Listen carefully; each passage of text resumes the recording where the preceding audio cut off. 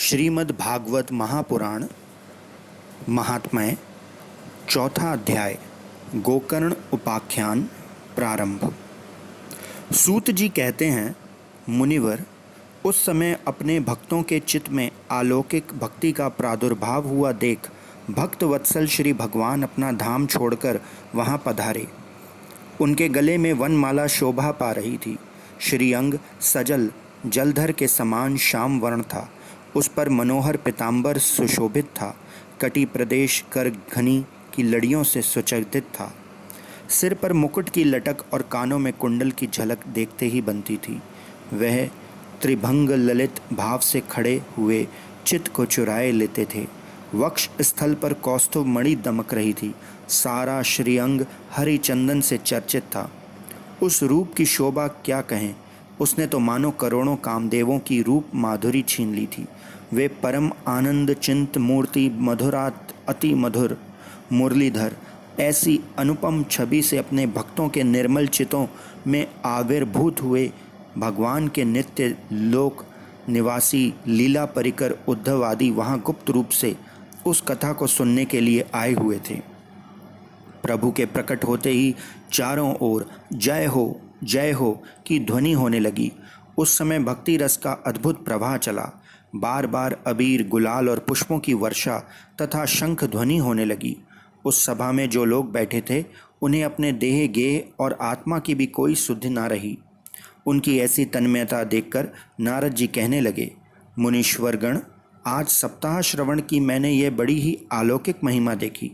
यहाँ तो जो बड़े मूर्ख दुष्ट और पशु पक्षी भी हैं वे सभी अत्यंत निष्पाप हो गए हैं। अतः इसमें संदेह नहीं कि कलिकाल में चित्त की शुद्धि के लिए इस भागवत कथा के समान मृत्युलोक में पाप पुंज का नाश करने वाला कोई दूसरा पवित्र साधन नहीं है। मुनिवर, आप लोग बड़े कृपालु हैं। आपने संसार के कल्याण का विचार करके यह बिल्कुल निराला ही मार्ग निकाला है। आप कृपया यह तो बताइए कि इस कथा रूपी सप्ताह यज्ञ के द्वारा संसार में कौन कौन लोग पवित्र हो जाते हैं।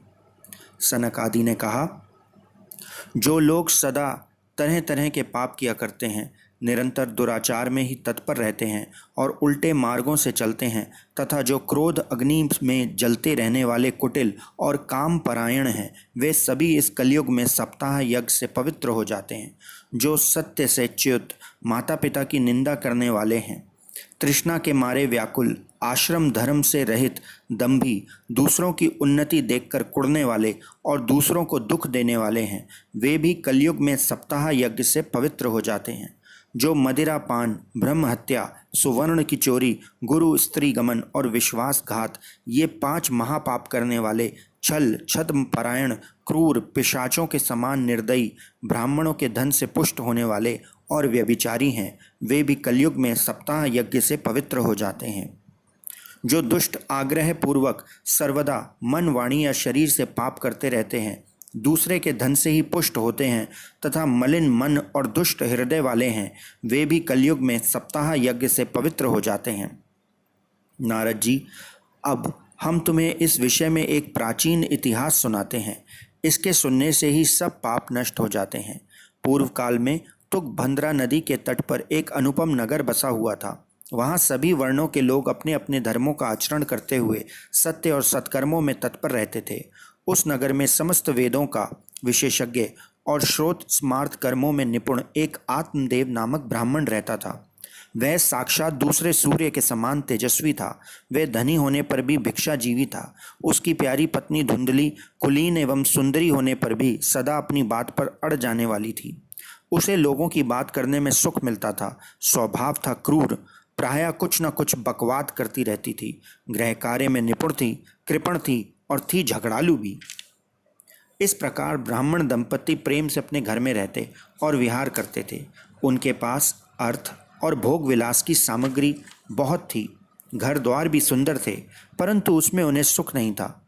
जब अवस्था बहुत डल गई तब उन्होंने संतान के लिए तरह तरह के पुण्य कर्म आरंभ किए और वे दीन दुखियों को गौ, पृथ्वी, सुवर्ण और वस्त्र आदि दान करने लगे।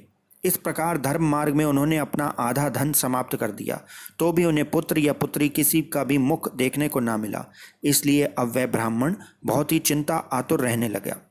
एक दिन वह ब्राह्मण देवता बहुत दुखी होकर घर से निकलकर वन को चल दिया। दोपहर के समय उसे प्यास लगी, इसलिए वह एक तालाब पर आया। संतान के अभाव में दुख ने उसके शरीर को बहुत सुखा दिया था, इसलिए थक जाने के कारण जल पीकर वह वहीं बैठ गया। 2 घड़ी बीतने पर वहाँ एक सन्यासी महात्मा आए। जब ब्राह्मण देवता ने देखा कि वे जल पी चुके हैं, तब वह उनके पास गया और चरणों में नमस्कार करने के बाद सामने खड़े होकर लंबी लंबी सांसें लेने लगा। सन्यासी ने पूछा, कहो ब्राह्मण देवता, रोते क्यों हो? ऐसी तुम्हें क्या भारी चिंता है? तुम जल्दी ही मुझे अपने दुख का कारण बताओ। ब्राह्मण ने कहा, महाराज, मैं अपने पूर्व जन्म के पापों से संचित दुख का क्या वर्णन करूं?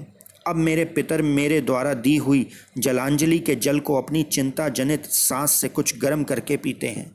देवता और ब्राह्मण मेरा दिया हुआ प्रसन्न मन से स्वीकार नहीं करते। संतान के लिए मैं इतना दुखी हो गया हूँ कि मुझे सब सूना ही सूना दिखाई देता है। मैं प्राण त्यागने के लिए यहाँ आया हूँ।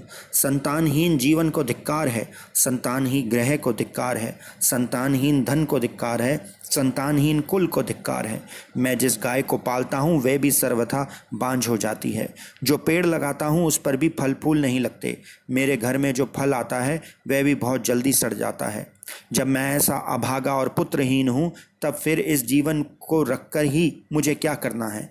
यों कहकर वह ब्राह्मण दुख से व्याकुल हो उन सन्यासी महात्मा के पास फूट फूट कर रोने लगा।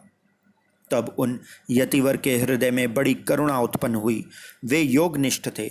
उन्होंने उसके ललाट की रेखाएं देखकर सारा वृतांत जान लिया और फिर उसे विस्तार पूर्वक कहने लगे।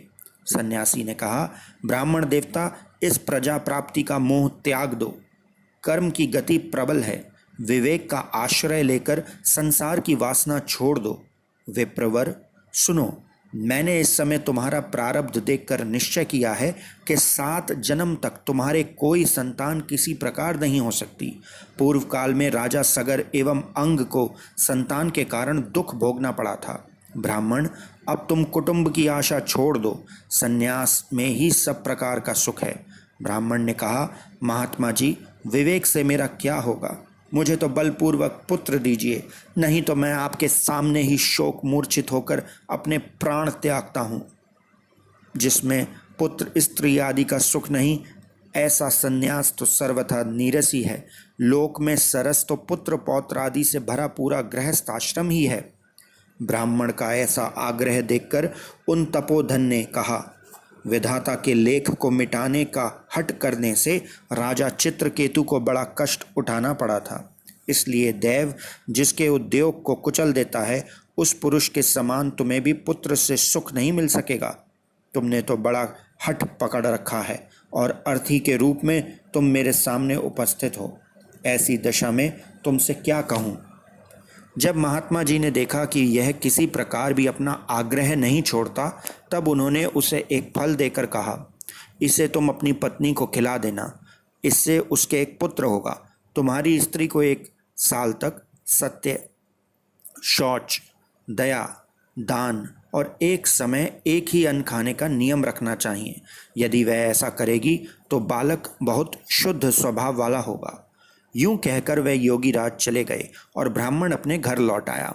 वहां आकर उसने वह फल अपनी स्त्री के हाथों में दे दिया और स्वयं कहीं चला गया।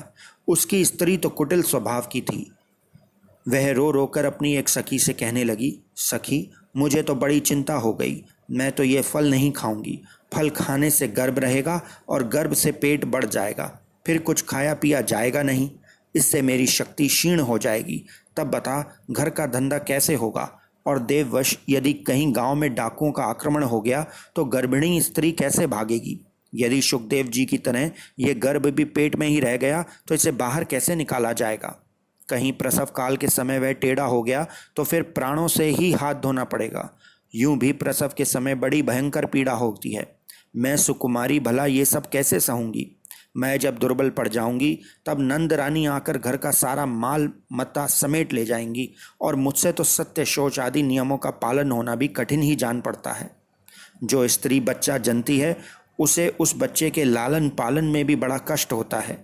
मेरे विचार से तो वंध्या या विधवा स्त्रियां ही सुखी हैं। मन में ऐसे ही तरह तरह के कुतर्क उठने से उसने वह फल नहीं खाया। जब उसके पति ने पूछा, फल खा लिया? तब उसने कह दिया, हाँ खा लिया।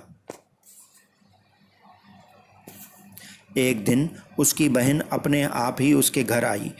तब उसने अपनी बहन को सारा वृतांत सुनाकर कहा कि मेरे मन में इसकी बड़ी चिंता है। मैं इस दुख के कारण दिनों दिन दुबली हो रही हूँ। बहन, मैं क्या करूँ? बहन ने कहा, मेरे पेट में बच्चा है, प्रसव होने पर वह बालक मैं तुझे दे दूंगी। तब तक तू गर्भवती के समान घर में गुप्त रूप से सुख से रह। तू मेरे पति को कुछ धन दे देगी तो वे तुझे अपना बालक दे देंगे। हम ऐसी युक्ति करेंगे कि जिससे सब लोग यही कहें कि इसका बालक 6 महीने का होकर मर गया, और मैं नित्य प्रति तेरे घर आकर उस बालक का पालन पोषण करती रहूंगी। तो इस समय इसकी जांच करने के लिए ये फल गौ को खिला दे।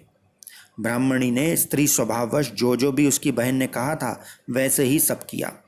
इसके पश्चात समय अनुसार जब उस स्त्री के पुत्र हुआ, तब उसके पिता ने चुपचाप लाकर उसे धुंधली को दे दिया, और उसने आत्मदेव को सूचना दे दी कि मेरे सुखपूर्वक बालक हो गया है। इस प्रकार आत्मदेव के पुत्र हुआ। सुनकर सब लोगों को बड़ा आनंद हुआ। ब्राह्मण ने उसका जात कर्म संस्कार करके ब्राह्मणों को दान दिया, और उसके द्वार पर गाना बजाना तथा अनेक प्रकार के मांगलिक कृत्य होने लगे। धुंधली अपने पति से कहा, मेरे स्तनों में तो दूध ही नहीं है, फिर गौ आदि किसी अन्य जीव के दूध से मैं इस बालक का किस प्रकार पालन करूंगी? मेरी बहन के अभी बालक हुआ था, वह मर गया है। उसे बुलाकर अपने यहाँ रख लें तो वह आपके इस बच्चे का पालन पोषण कर लेगी। तब पुत्र की रक्षा के लिए आत्मदेव ने वैसा ही किया, तथा माता धुंधली ने उस बालक का नाम धुंधकारी रखा। इसके बाद 3 महीने बीतने पर उस गौ के भी एक मनुष्य आकार बच्चा हुआ। वह सर्वांग सुंदर, दिव्य, निर्मल तथा सुवर्ण सी कांति वाला था। उसे देखकर ब्राह्मण देवता को बड़ा आनंद हुआ, और उसने स्वयं ही उसके सब संस्कार किए। इस समाचार और सब लोगों को भी बड़ा आश्चर्य हुआ, और वे बालक को देखने के लिए आए तथा आपस में कहने लगे, देखो भाई, अब आत्मदेव का कैसा भाग्य उदय हुआ है। कैसे आश्चर्य की बात है कि गौ के भी ऐसे दिव्य रूप बालक उत्पन्न हुआ है। देवयोग से इस गुप्त रहस्य का किसी को भी पता न लगा। आत्मदेव ने उस बालक के गौ के से कान देखकर उसका नाम गौकर्ण रखा। कुछ काल बीतने पर वे दोनों बालक जवान हो गए। उसने उनमें से गौकर्ण तो बड़ा पंडित और ज्ञानी हुआ, किंतु धुंधकारी बड़ा ही दुष्ट निकला। स्नान, शौच आदि ब्राह्मण उचित आचारों का उसमें नाम भी न था, न खान पान की ही कोई परहेज था। क्रोध इसमें बहुत बड़ा चढ़ा था। वे बुरी बुरी वस्तुओं का संग्रह किया करता था। मुर्दे के हाथ से छुआया हुआ अन्न भी खा लेता था। दूसरों की चोरी करना और सब लोगों से द्वेष बढ़ाना उसका स्वभाव बन गया था। छिपे छिपे वह दूसरों के घरों में आग लगा देता था। दूसरों के बालकों को खिलाने के लिए गोद में लेता और उन्हें चट कुएं में डाल देता। हिंसा का उसे व्यसन सा हो गया था। हर समय वह अस्त्र शस्त्र धारण किए रहता और बेचारे अंधे और दीन दुखियों को व्यर्थ तंग करता। चांडालों से उसका विशेष प्रेम था। बस हाथ में फंदा लिए कुत्तों की टोली के साथ शिकार की टोह में घूमता रहता। वैश्याओं के जाल में फंसकर उसने अपने पिता की सारी संपत्ति नष्ट कर दी। एक दिन माता पिता को मार पीट कर घर में सब बर्तन भांडे उठा ले गया। इस प्रकार जब सारी संपत्ति स्वाहा हो गई, तब उसका कृपण पिता फूट फूट कर रोने लगा और बोला, इससे तो इसकी माँ का बांझ रहना ही अच्छा था। कुपुत्र तो बड़ा ही दुखदायी होता है। अब मैं कहाँ रहूँ, कहाँ जाऊँ? मेरे संकट को कौन काटेगा? हाय, मेरे ऊपर तो बड़ी विपत्ति आ पड़ी है। इस दुख के कारण अवश्य मुझे एक दिन प्राण छोड़ने पड़ेंगे। उसी समय परम ज्ञानी गौकर्ण जी वहाँ आए और उन्होंने पिता को वैराग्य के उपदेश करते हुए बहुत समझाया। वे बोले, पिताजी, ये संसार असार है। यह अत्यंत दुख रूप और मोह में डालने वाला है। पुत्र किसका, धन किसका? स्नेहवान पुरुष रात दिन दीपक के समान जलता रहता है। सुख ना तो इंद्र को है और ना चक्रवर्ती राजा को ही। सुख है तो केवल विरक्त एकांत जीवी मुनि को। ये मेरा पुत्र है, इस अज्ञान को छोड़ दीजिए। मोह से नरक की प्राप्ति होती है। यह शरीर तो नष्ट होगा ही, इसलिए सब कुछ छोड़कर वन में चले जाइए। गौकर्ण के वचन सुनकर आत्मदेव वन में जाने के लिए तैयार हो गया और उससे कहने लगा, बेटा, वन में रहकर मुझे क्या करना चाहिए, ये मुझसे विस्तार पूर्वक कहो। मैं बड़ा मूर्ख हूँ, अब तक कर्मवश स्नेह पाश में बंधा हुआ अपंग की भांति इस घर रूपी अंधेरे कुएं में ही पड़ा रहा हूँ। तुम बड़े दयालु हो, इससे मेरा उद्धार करो। गोकर्ण ने कहा, पिताजी, ये शरीर हड्डी, मांस और रुधिर का पिंड है। इसे आप मैं मानना छोड़ दें और स्त्री पुत्र आदि को अपना कभी ना माने। इस संसार में रात दिन क्षण भंगुर देखें, इस संसार को रात दिन क्षण भंगुर देखें। इसकी किसी भी वस्तु को स्थायी समझकर उसमें राग ना करें। बस एकमात्र वैराग्य के रसिक होकर भगवान की भक्ति में लगे रहें। भगवत भजन ही सबसे बड़ा धर्म है। निरंतर उसी का आश्रय लिए रहें। अन्य सब प्रकार के लौकिक धर्मों से मुख मोड़ लें। सदा साधुओं की सेवा करें। भोगों की लालसा को पास ना फटकने दें तथा जल्दी से जल्दी दूसरों के गुण दोषों का विचार करना छोड़कर एकमात्र भगवत सेवा और भगवान की कथाओं के रस का ही पान करें। इस प्रकार पुत्र की वाणी से प्रभावित होकर आत्मदेव ने घर छोड़ दिया और वन की यात्रा को निकल पड़े। यद्यपि उसकी आयु उस समय 60 वर्ष की हो चुकी थी, फिर भी बुद्धि में पूरी दृढ़ता थी। वहाँ रात दिन भगवान की सेवा पूजा करने से और नियम पूर्वक भगवान के भागवत के 10वें स्कंद का पाठ करने से उसने भगवान श्री कृष्णचंद्र को प्राप्त कर लिया। इति श्री पद्म पुराणे उत्तरखंडे श्रीमद् भागवत महात्म्ये विप्रमोक्षो नाम चतुर्अध्याय। ओम। श्री कृष्ण गोविंद हरे मुरारे, हे नाथ नारायण वासुदेवा। श्री कृष्ण गोविंद हरे मुरारे, हे नाथ नारायण वासुदेवा। श्री कृष्ण गोविंद हरे मुरारी, हे नाथ नारायण वासुदेवा। कृपया चैनल को सब्सक्राइब करें ताकि हम इस प्रकार के वीडियोस और बनाते रहें। धन्यवाद। ओम नमो भगवते वासुदेवाय नमः। ओम नमो भगवते वासुदेवाय नमः। ओम नमो भगवते वासुदेवाय नमः। ओम नमो भगवते वासुदेवाय नमः। हरे राम राम राम हरे हरे, हरे कृष्ण कृष्ण कृष्ण हरे हरे, हरे राम राम राम हरे हरे, हरे कृष्ण कृष्ण कृष्ण हरे हरे। श्री कृष्णं शरणं मम, श्री कृष्णं शरणं मम, श्री कृष्णं शरणं मम। हरि शरणं, हरि शरणं, हरि शरणं, हरि शरणं, हरि शरणं, हरि शरणं, हरि शरणं, हरि शरणं, हरि शरणं, हरि शरणं, हरि शरणं, हरि शरणं। कृष्ण गोविंद गोविंद गोपाला, राधे गोविंद गोविंद।